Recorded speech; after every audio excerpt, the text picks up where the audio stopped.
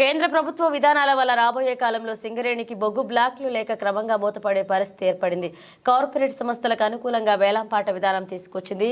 బొగ్గు బ్లాక్ల కోసం సింగరేణి సంస్థ కూడా వేలంలో పాల్గొనాలని చెప్తుంది. ఈ చర్యల వల్ల గ్యారంటీగా సింగరేణికి బొగ్గు బావులు వచ్చే పరిస్థితి లేదు.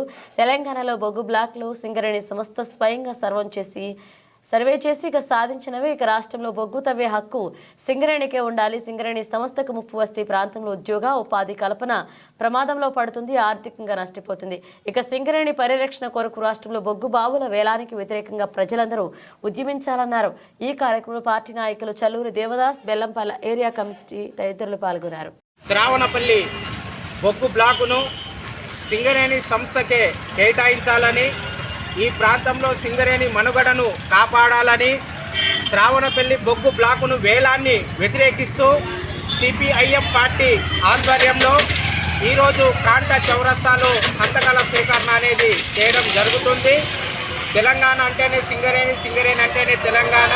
ఈ ప్రాంతం నుంచి గెలిచిన కిషన్ రెడ్డి కేంద్ర కార్మిక శాఖ మంత్రిగా ఉండి బొగ్గు వేలంలో స్వయంగా పాలు పంచుకోవడం అన్నది సిగ్గుచేటు.